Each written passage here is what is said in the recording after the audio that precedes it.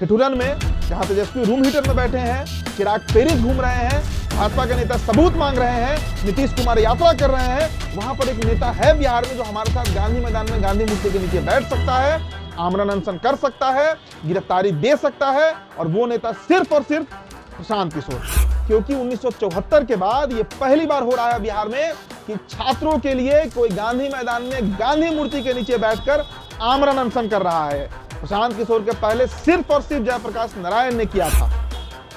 74 से 2024 50 सालों में बिहार में कोई नेता नहीं पैदा हुआ जो छात्रों के लिए गांधी मैदान में गांधी मूर्ति के नीचे बैठकर अनशन कर सके। 74 के बाद गिरफ्तारी किसने दिया? सिर्फ और सिर्फ प्रशांत किशोर ने। एक बात तो आप मानकर चलिए कि प्रशांत किशोर का मिशन 2025 नहीं है, 2025 में उनको बनना ही नहीं है कुछ, लेकिन कम से कम जात और जमात से उठकर तो बात कर रहे हैं। आप राजद की बात कीजिए, राजद में मलाई खाया कौन पिछले 30-35 सालों में? सिर्फ और सिर्फ एक परिवार। आप नीतीश कुमार की पार्टी को ही पकड़ लीजिए, एकमात्र अगर कोई नेता उसमें है तो नीतीश कुमार पिछले 20 सालों से इस पार्टी को चला रहे हैं। भले ही कोई राष्ट्रीय अध्यक्ष हो, चिराग पासवान पिछले 15 दिनों से कहां गए?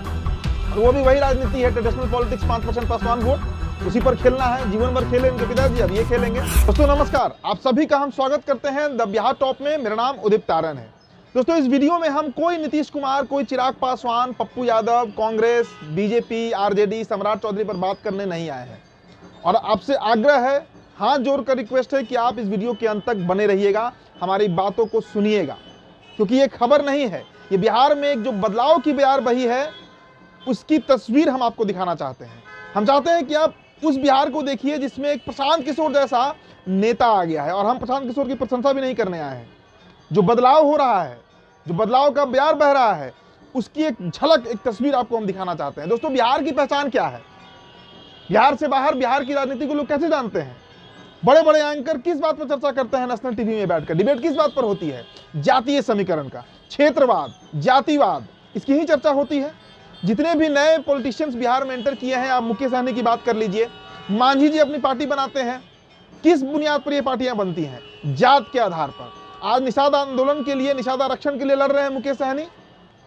सुप्रीम कोर्ट में कोटा विद इन कोटा की बात हुई थी तो खुश हुए थे जीतन राम मांझी, लेकिन चिराग पासवान नाराज हो गए थे। तो इसका मतलब समझिए कि जाति की लड़ाई ये नेता लड़ते रहे हैं।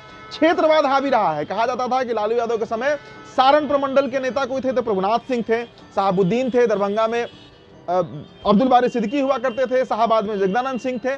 सभी तरह की राजनीति बिहार ने देख लिया।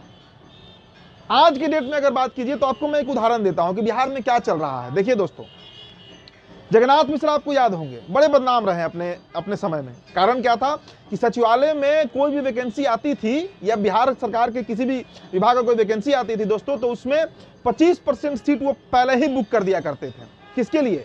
झाजी लोगों के लिए, ब्राह्मणों के लिए। आज आप चले जाइए पटना के किसी भी अस्पताल में जो सरकारी है, आप एनएमसीए चले जाइए, आप आईजीआईएमएस चले जाइए, आप पीएमसीए चले जाइए, वहां 10 नर्सों से आप उनका नाम पूछिए और उनका एड्रेस पूछिए कि वो कहां से बिलोंग करती हैं, कहां से आती हैं। 10 में 9 कुर्मी निकलेंगी और सभी की सभी नालंदा से निकलेंगी। यही काम नीतीश कुमार कर रहे हैं बिहार में। ये सच्चाई है, मैंने किया है ये सोशल ऑब्जर्वेशन। आप भी जाइए अस्पतालों में, घूमिए अगर आपको मेरी बात गलत लगती है तो, और जरा पता कीजिए कि चल क्या रहा है बिहार में। कोई वैकेंसी आए, कोई बहाली आए, नालंदा के लिए 25-50% सीट बुक हो जाता है। ये बिहार की नंगी सच्चाई है, और इस दंश को बिहारी झेल रहे हैं बीते 30-35-40 सालों से। मैं जगन्नाथ मिश्रा को भी इसमें इंक्लूड कर रहा हूं। तो बदलाव जिसकी चर्चा मैंने वीडियो की शुरुआत में किया था, वो बदलाव क्या है? क्या सच में बिहार बदलने वाला है? और ये बदलाव होगी कैसे? देखिए, बिहार की जितनी भी राजनीतिक पार्टियां हैं, आप किसी का नाम ले लीजिए, बिना अपवाद के किसी का भी नाम ले लीजिए। आप बीजेपी की बात कर लीजिए, वही ट्रेडिशनल पॉलिटिक्स, ब्राह्मण बढ़िया अति पिछड़ा। आप राजद की बात कर लीजिए, वही ट्रेडिशनल पॉलिटिक्स, यादव प्लस मुस्लिम। आप कांग्रेस की बात कर लीजिए, वही मुस्लिम तुष्टीकरण। आप जदयू की बात कर लीजिए, वही लवकुश, वही जाति पाति, वही अति पिछड़े जिनकी संख्या 36% है, जाति जनगणना हो गया। बिहार इससे त्रस्त हो चुका है।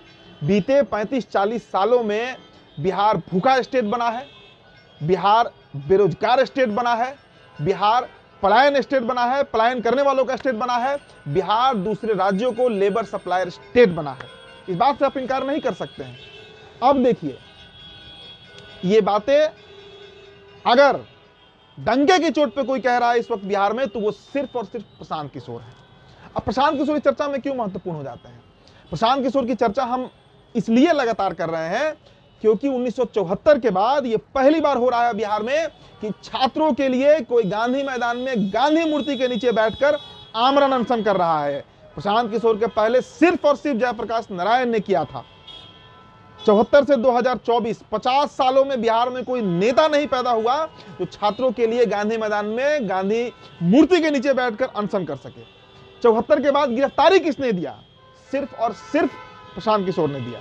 अब बीच में अगर कोई भी नेता गिरफ्तारी दिया हो छात्रों के लिए आंदोलन करते हुए, आप उसका नाम हमारे कमेंट बॉक्स में मेंशन कीजिए। मेरे रिसर्च में तो कोई बात सामने निकल कर अब तक नहीं आई है। मैंने रिसर्च किया, इस पर कोई नाम नहीं आया है। अंतिम व्यक्ति, the last person was present, जिसे जेल भेजा गया, वह जयप्रकाश नारायण, गिरफ्तारी दिया था उन्होंने। तो ये बदलाव बिहार में हो रहा है। और हम प्रशांत किशोर की बात क्यों कर रहे हैं?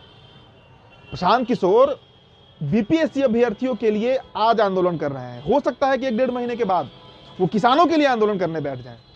हो सकता है कि वो जो एनआरआईज हैं, मतलब नॉन रेजिडेंट बिहारीज हैं, उनके लिए आंदोलन करने बैठ जाए, जिनका पलायन हुआ है, जो पलायन का दंश 3 पीढ़ियों ने झेला है बिहार में, उनके लिए आंदोलन करने बैठ जाए। तो कम से कम कोई एक ऐसा व्यक्ति तो आया, आप उन्हें उनके वैनिटी बैन का चर्चा कर लीजिए कि बहुत बड़ा फंड उनको हो रहा है, सभी बातों से हम सहमत हैं, हो रहा होगा फंडिंग उनको, लेकिन कम से कम जात और जमात से उठकर तो बात कर रहे हैं। आप राजद की बात कीजिए, राजद में मलाई खाया कौन पिछले 30-35 सालों में? सिर्फ और सिर्फ एक परिवार। मुझे बताने की जरूरत नहीं कि वो परिवार कौन है। अध्यक्ष उसी से बनेगा, मुख्यमंत्री उसी परिवार का होगा। कहते तो हैं प्रशांत किशोर कि एक बहुत अच्छे पिता है लालू प्रसाद यादव, और कोई गलत बात नहीं है, सही बात कह रहे हैं, इसमें निगेटिव पॉलिटिक्स कहाँ है? As a father Lalu Prasad Yadav बहुत अच्छे पिता है, और दुनिया का हर पिता चाहता है कि अपने पुत्र को सेट किया जाए, लेकिन उसके बदले में बिहारियों को क्या मिलेगा, ये बड़ा सवाल है।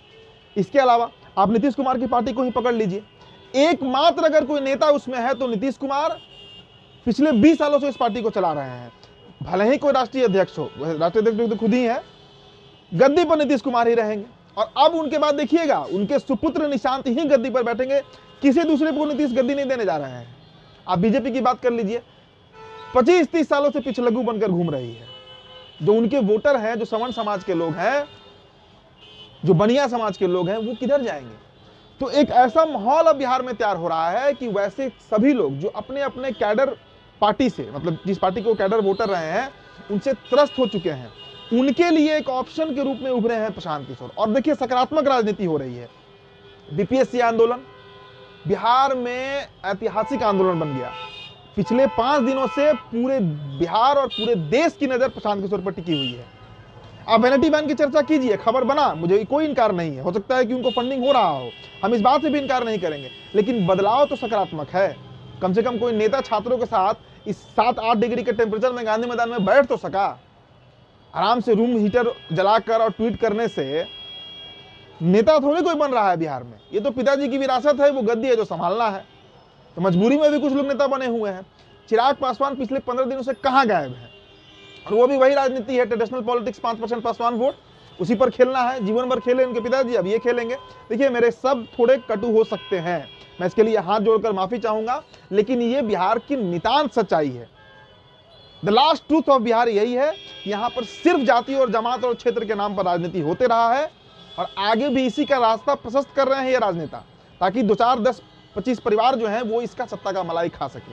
और इसमें बदलाव करने का एक प्रयास प्रशांत किशोर कर रहे हैं। देखिए 2025 में मुझे नहीं लगता है, देखिए मेरी प्रशांत किशोर से आज तक बात नहीं है, फेस टू फेस हम लोग कई बार पीसी में हुए हैं, बातचीत नहीं है, मैंने कभी उनका साक्षात्कार नहीं किया है, लेकिन फॉलो करता हूं सभी नेताओं की तरफ, चूंकि पत्रकारिता ही करता हूं, सभी नेताओं को फॉलो करता हूं। एक बात तो आप मानकर चलिए कि प्रशांत किशोर का मिशन 2025 नहीं है, 2025 में उनको बनना ही नहीं है कुछ, कभी भी 2030-2035 का वो टारगेट लेके चल रहे हैं। लेकिन ये आप मानकर चलिए दोस्तों कि 2025 का विधानसभा चुनाव में बिहार में एक बड़ा बदलाव देखने को मिलेगा, ये मैं पक्के तौर पे बता रहा हूं।